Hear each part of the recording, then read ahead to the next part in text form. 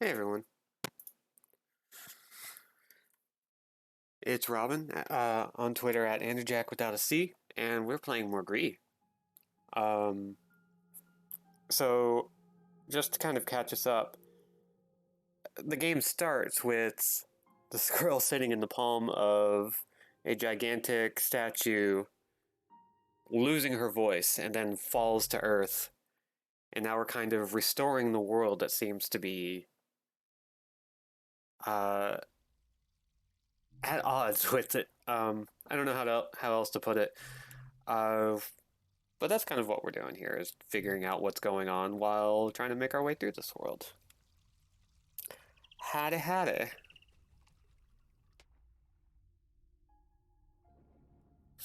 So,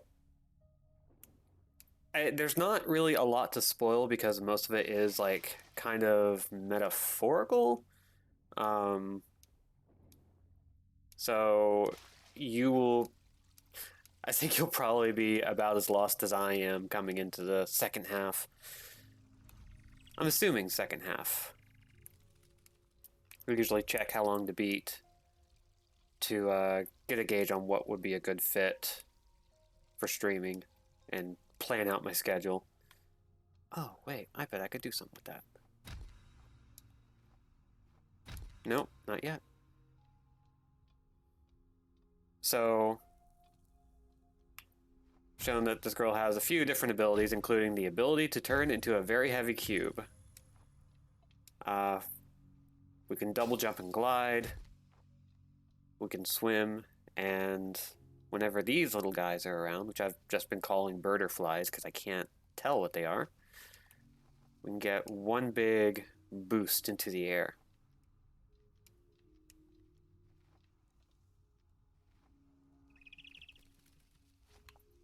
And the whole game is built around utilizing this small set of tools, so very small scope of mechanics with a lot of things that you can do with them.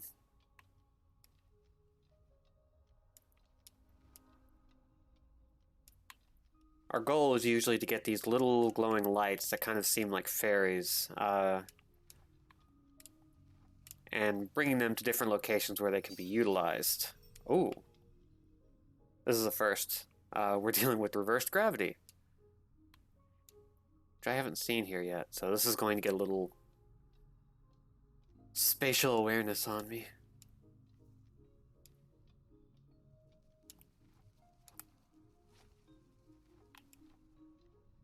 But it'll be fine. I am very good at video games, so this will go just fine.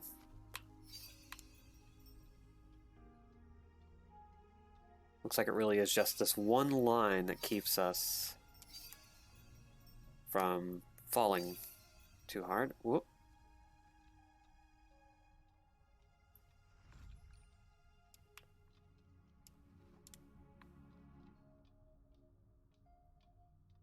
Oh, there's one of the buddies we need. We can't get to it from here. We can get to it from here, though.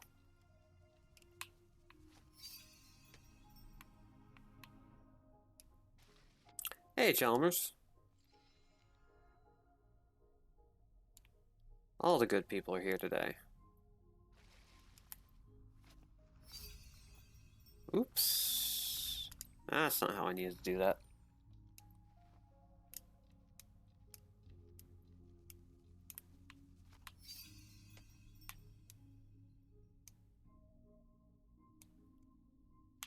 Grab this, come on back.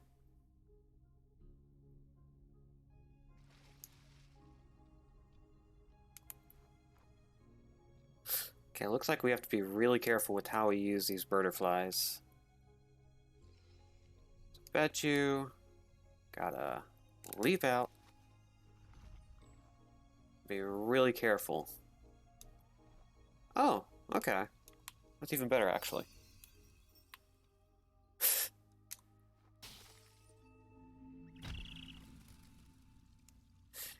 Yeah, what's really neat about this game is just how much stuff is going on visually. Because like there is this hub area that connects to everything, and everything comes back to it, of course. I'm just exploring a little, see if there's anything I might have missed. It's like every time you go off to a new area, you always wind up looping right back to the beginning. So it's very Metroidvania in that way, but not as broad as... trying to think of how to describe it. Metroidvanias often don't have a technical hub, but this, on the other hand, gives you a defined place to keep returning to.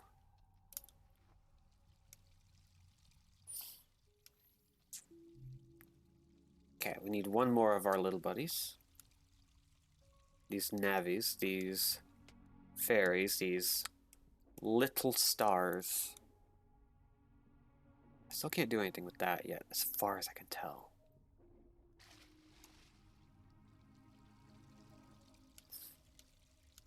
This is actually one of the more low-key areas in the game, so if it does what I think it does, we're going to see some really cool stuff here in a bit.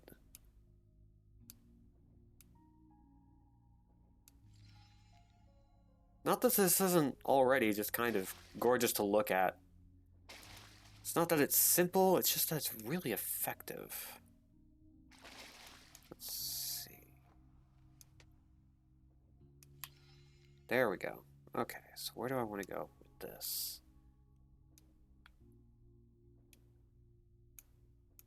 Always got to go for the shinies. Okay, that's what I gotta do. I gotta echo the dolphin my way up.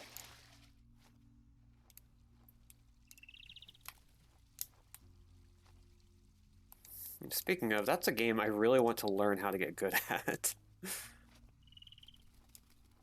like one of those old belt notches I would love to add. To be good at Echo the Dolphin. Because nobody's good at Echo the Dolphin, and anyone who says they are is a liar.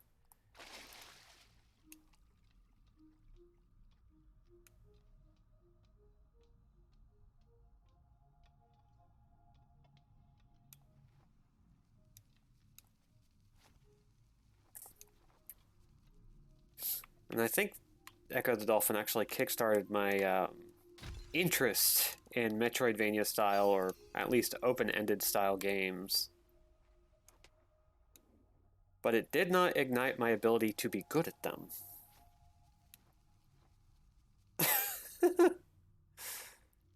Yeah, it was weird how they did that, but it's very in tune with what Echo's all about, you know?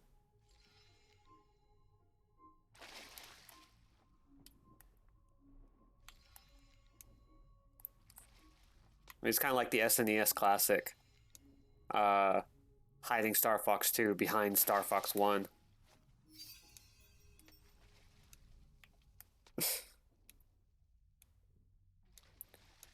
Yeah, it's one of those games that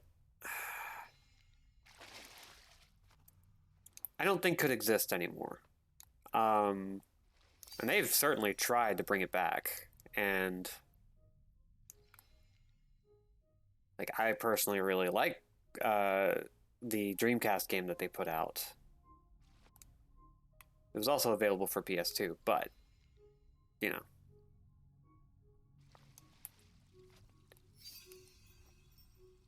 Oofa doofa. That's not gonna help. Oh hey.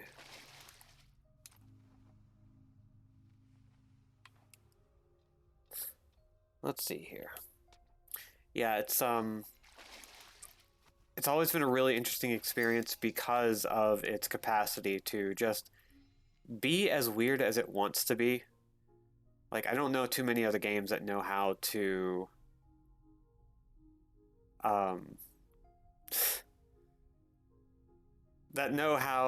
balance this kind of pseudo environmental twist to things.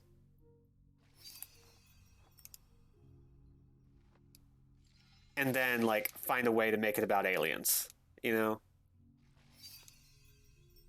Oh, this is going to take a little bit of guesswork, I think, because you can't travel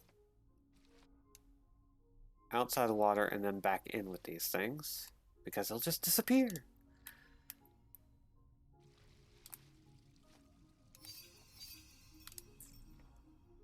Hmm.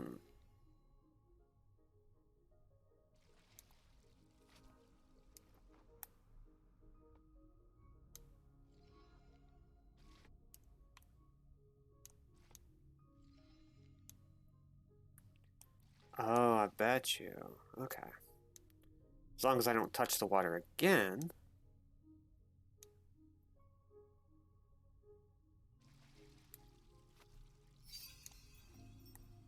No. Hmm.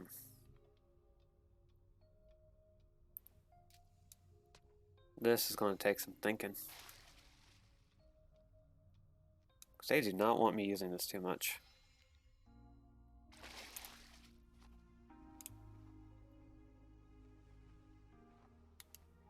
That's fine, though.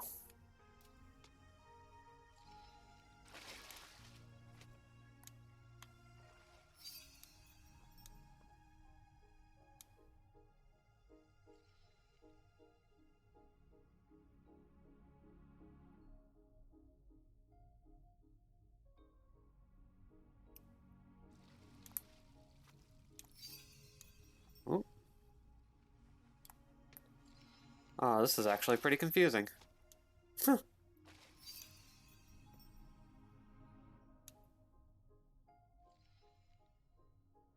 Oh, hey! I figured it out. I am good at video games.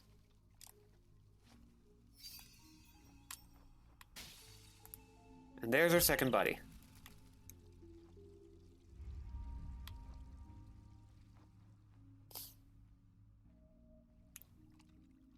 One thing I always appreciated about Echo was that it was one of those early Genesis games that really nailed game feel, I think. It's kind of awkward to control, but once you get used to it, it's honestly just fun to sit and play. You don't have to go anywhere to enjoy it. Oh, hey.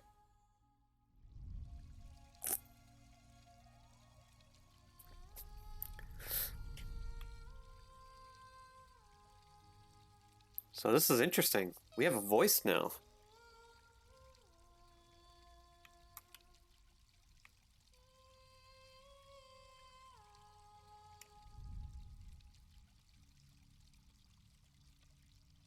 Significant update. So let's see what we can do with that. Because while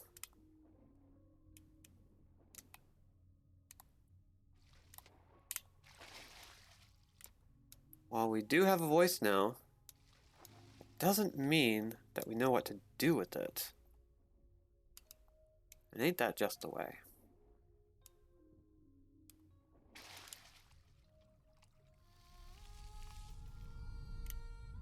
Hey now.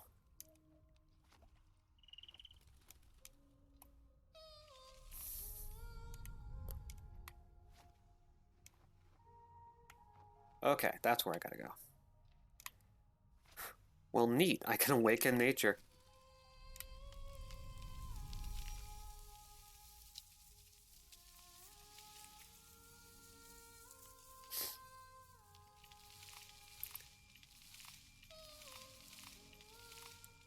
Jesus, that's pretty. Also, hi, Malik.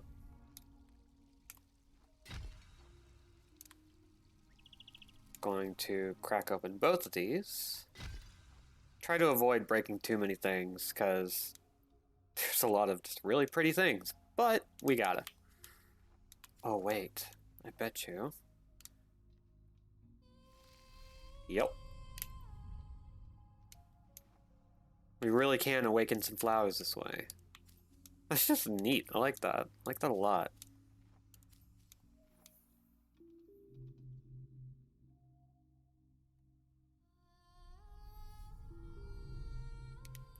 Okay, we are missing 4 little buddies, looks like. So we'll have to come back to this. But now that we can do all this, there's bound to be some interesting stuff.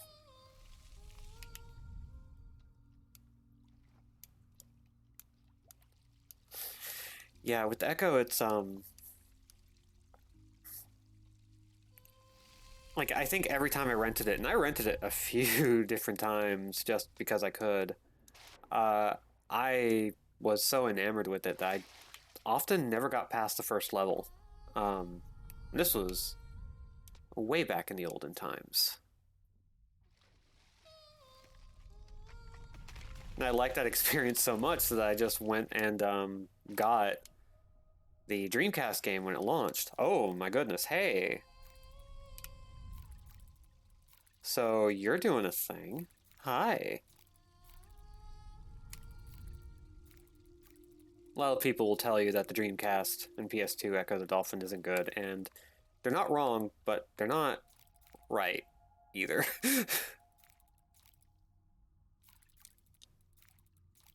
one of those complicated experiences. Oh, hell yes. Give me that candy.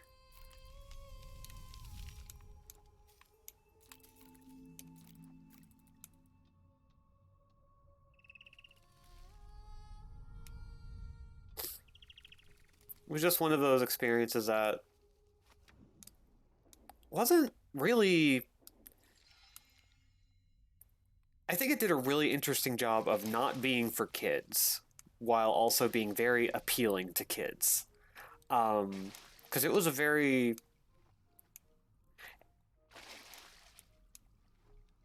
It was a very obscured experience where you had no reason to know exactly what was going on or how to progress, and it didn't really hold your hand.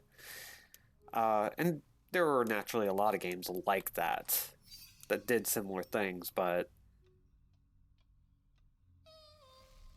it was still this like very interesting puzzle box. And like, I don't know anyone who ever beat it. I've beaten it with cheats, and that's kind of about it. Um, oh my god, that's so cool. It's so dang cool.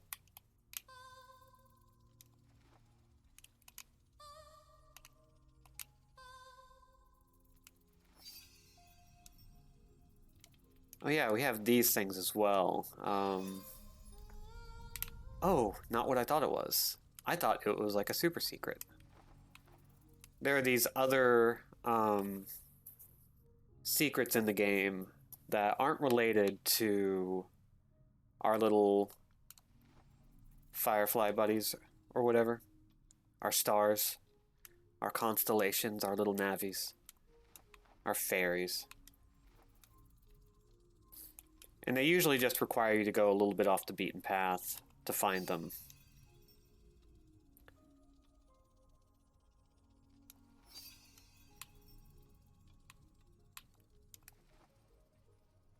And we have... Oh, I messed up. And we have a few of them, but they're not really the focus of, like, our first casual playthrough. When we get back to the hub, we'll see, like, how many of those secret things we've collected. And it's not a hell of a lot, but I've been doing okay. But like most games, whenever I get really into something, I actually forget about all the secrets, about all of the potential bits and bobs that you can collect on the side, because I just get really into powering through the core experience.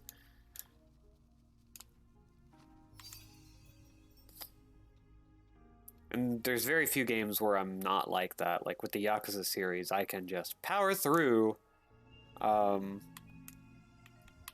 and play all the side stories as I get them. And nearly 100% the game by the final chapter. But games like this, I just sink into them and don't bother with too many secrets until like later playthroughs.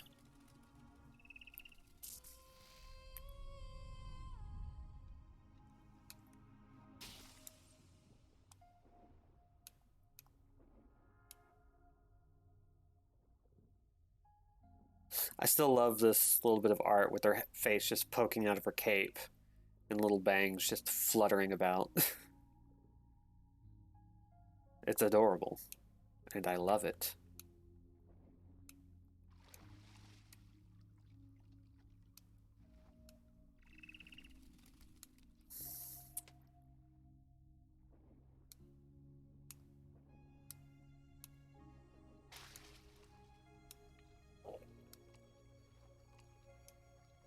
So we've got 4 buddies now.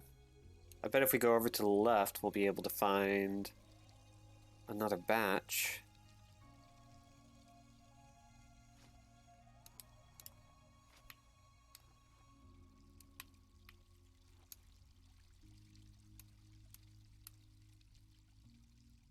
Sing some of this awake.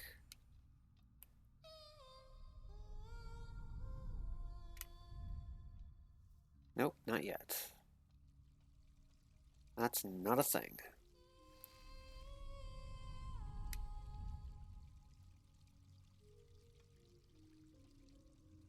Here we go. Get these butterflies going.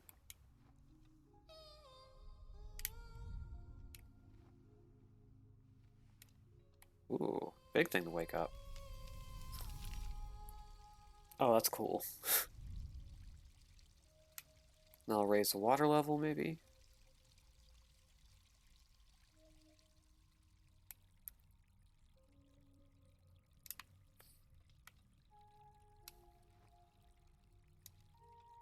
See if there's anything else we can do around here.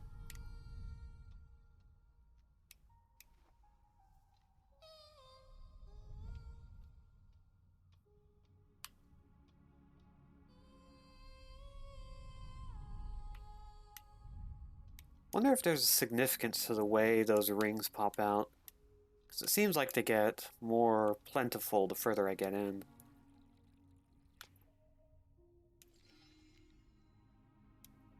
Guess we'll find out. Oh, cool, another buddy.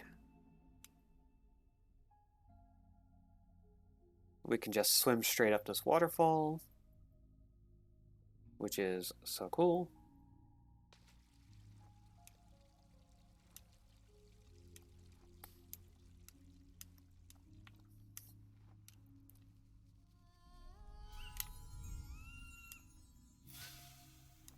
We horned up that bird. That is how I'm choosing to interpret that.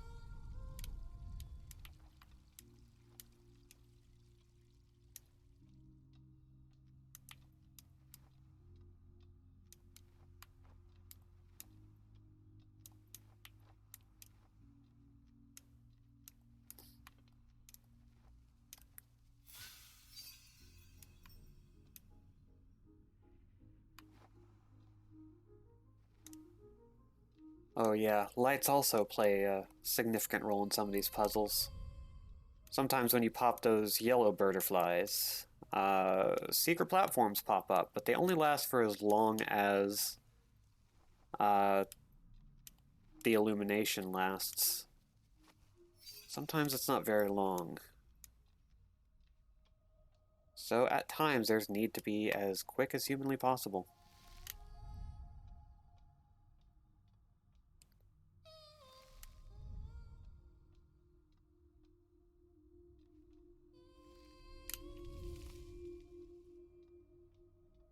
Oh, this is nice and big.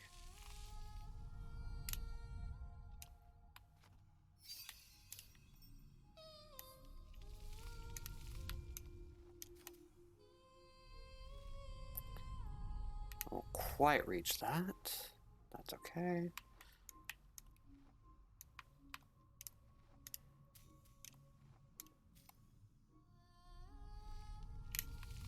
Excellent.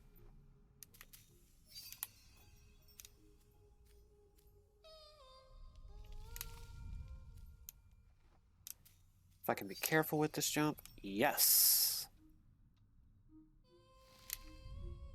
Not only can I did.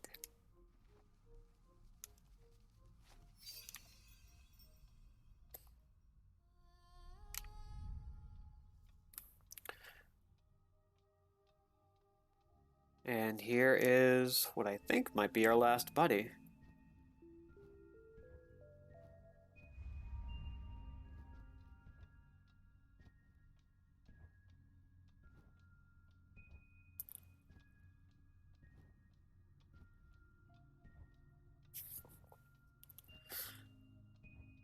Segment is making me remember the dream sequences in Night in the Woods. I really want to play it again. I don't think I'll play it for stream because I did a whole Let's Play on another YouTube channel for it. And whew, that game is a lot of dialogue. And I have the incessant need to act it out.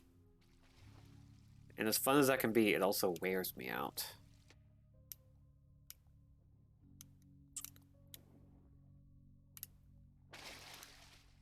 But who knows? Maybe I'll change my mind in the future because it's fun.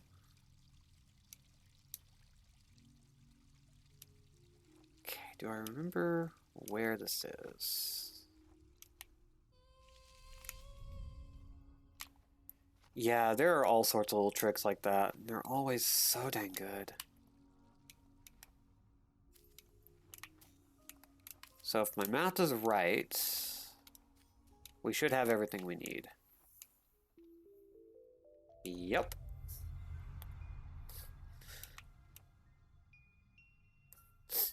I do love the look of these little bridges. Like there's a solar system and constellation aesthetic that appears regularly throughout this experience. And they make use of it. Like here. Oh.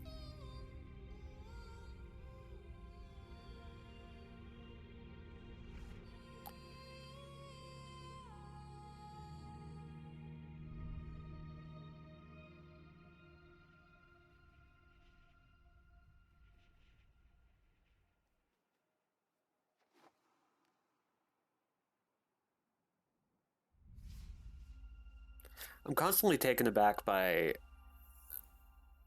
these relatively simple things that this game does that are nevertheless weirdly gorgeous.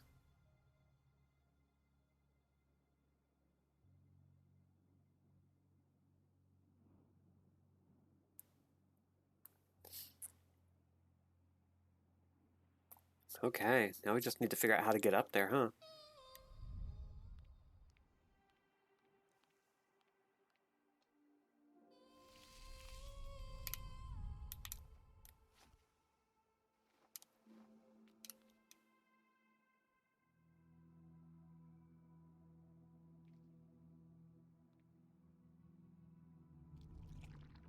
Oh. This has been a recurring villain of sorts throughout this experience. While there's no combat, there is this essence.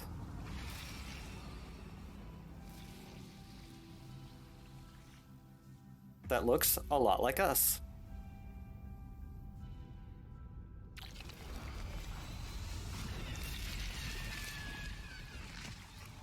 God damn, that's cool. Oh my god.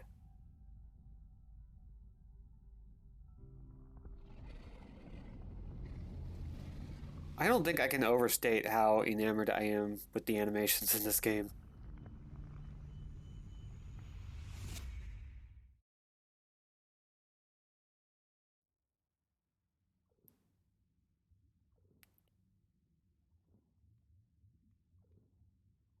We have been swallowed.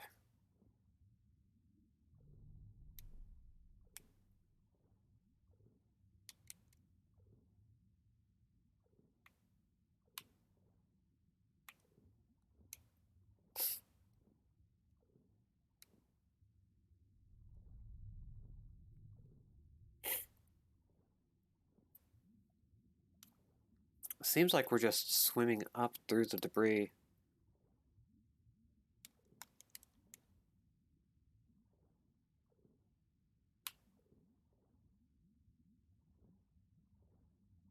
Into the inky black.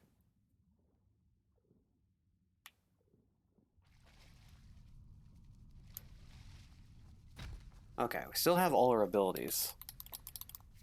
So that's good. But, oh, hey. That's a statue we haven't seen yet.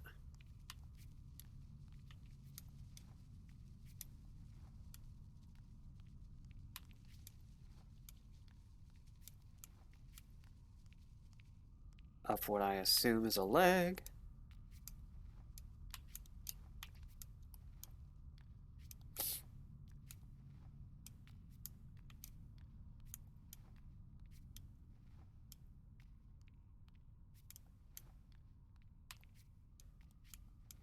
This gives me end of Bayonetta 1 vibes. Not in as extreme a sense, just love the idea of climbing up a statue in the middle of space.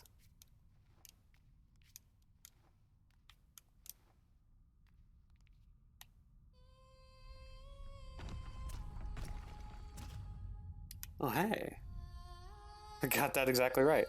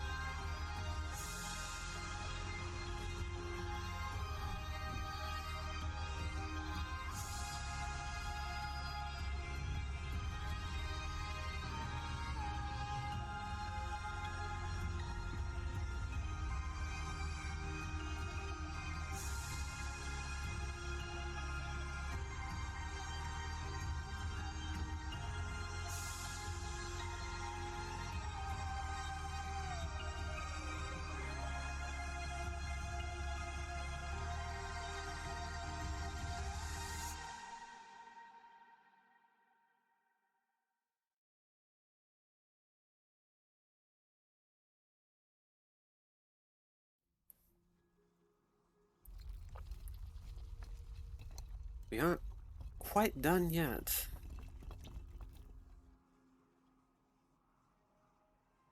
That was amazing.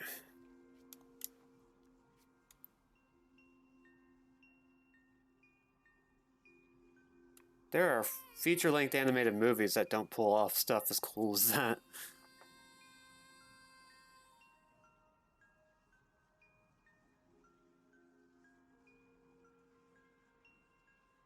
I don't know what to do if this ends before even the first hour is up.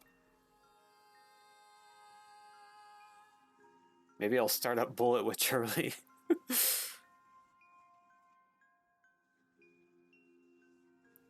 Yeah, it was just kind of astounding.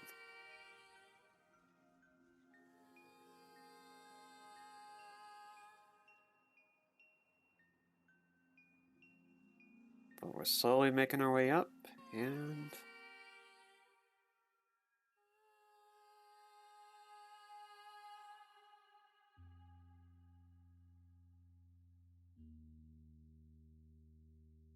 assuming that's the end? Yep. Oh man, I feel a little bad that like I couldn't just crank out the end of this after the last episode, but dang, that was worth it.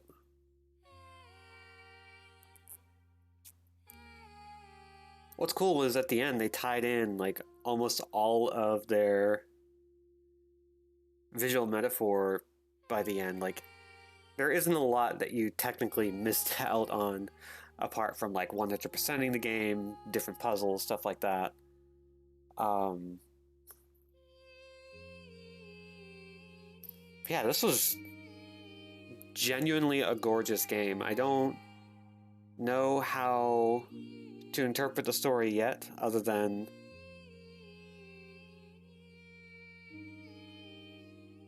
going with like some more obvious visual metaphor of being under the pressure of self-doubt.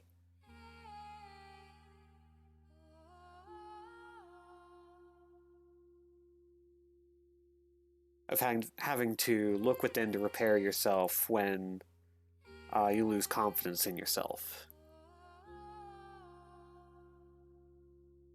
As far as I'm aware, they haven't talked too much about what the game means, and I think that's probably for the best because I think what they did was set up a lot of really cool little elements that clearly means something to the creators, but is very much open to interpretation in a way that I think is really positive.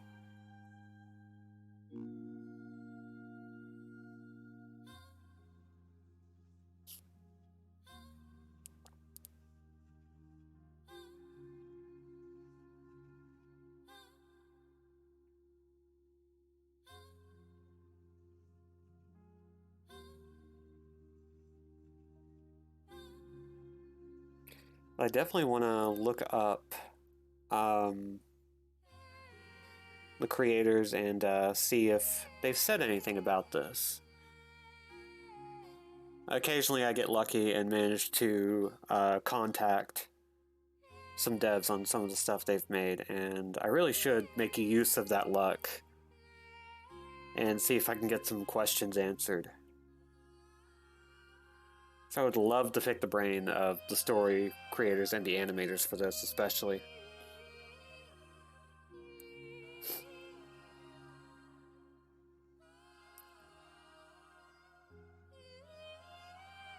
Oh dang, it was a Unity game. Neat.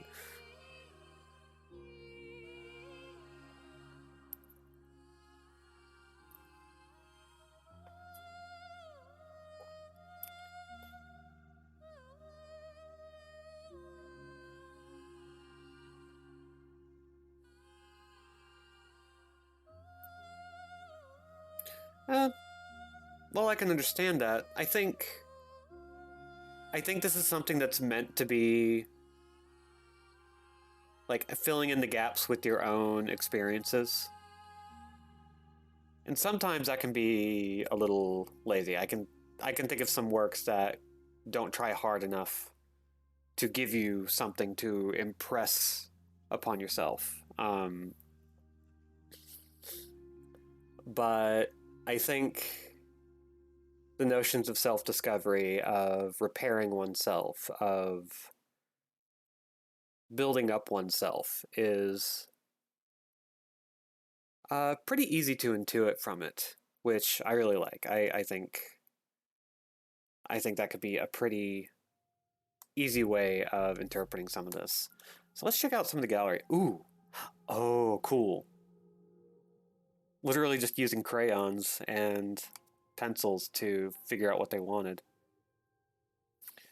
In our last session, we talked about how they kind of clearly had a vivid idea of what they wanted to go for. And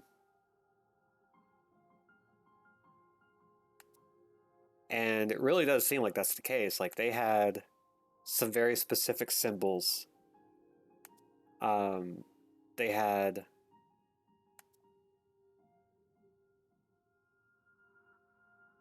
some very specific things that they wanted to do, and they did not sand things down very much to get it to look like this, like a playable, cleaner version of this.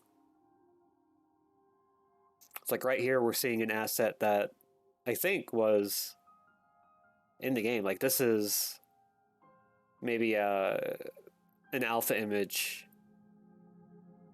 of them exploring an idea that they've tweaked using a fairly close to finished asset of the main character. And we're seeing more of that here. A lot of these are just like simple pencil works. A lot of these nature environments use pencil textures for outlines, for shading.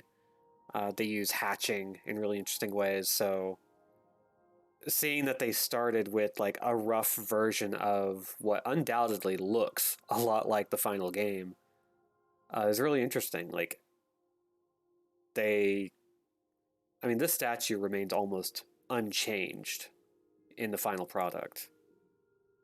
Just cleaner, more texture complexity.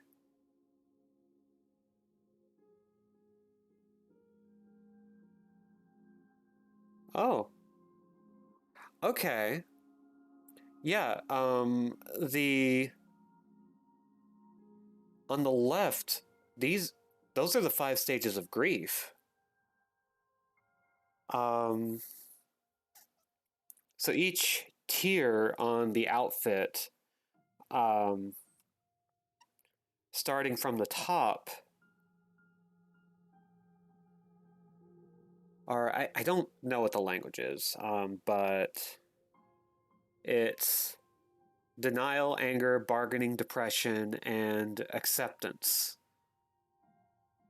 So I don't know how much that would have factored into the final product. I love the little crown at the top there. Oh, the sleeves are a neat idea. I'm kind of glad they didn't go with it, but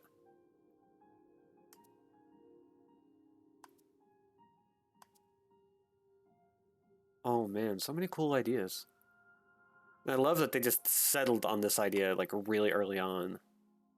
A whole bunch of the creatures, including our little cube friend. Like, by the way, like the VOD for the first part is up on my channel.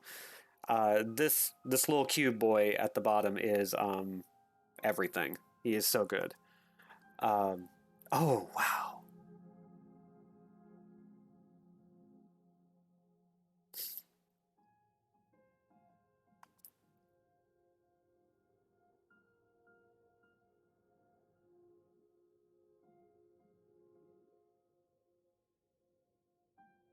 Okay, I see. They stuck pretty hard to a grid system. Oh yeah, like judging by the language, they would have been culturally adjacent to Jean Giraud, um, undoubtedly. And I would actually say more so than Journey, his visual influence would be felt here. Like maybe gameplay wise, they knew that what they were trying to go for could be pulled off because of that game. But there's also a lot of Super Brothers Sword and Sorcery. There's a lot of like 60s and 70s pop art. There's a little bit of not retrofuturism, but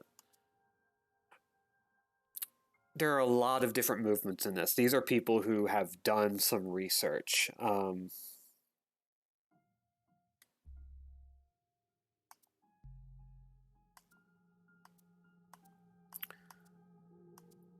Oh, cool. And of course, I can go back and just play any part of this that I want to. Because this didn't even last an hour, I am going to take a quick 5-minute break to set up Bullet Witch. For reasons that are completely alien to me and will be completely alien to you. But as far as this episode is concerned, thank you very much for joining. If you're tuning into the video on demand, hopefully, a nice little short episode of a different game will be up and ready after you watch this. So, yeah, be safe, be cool, be awesome. I'll see you guys in chat in about 5 minutes. And I'll see the rest of you whenever I see you, either on Twitch or on YouTube. Bye.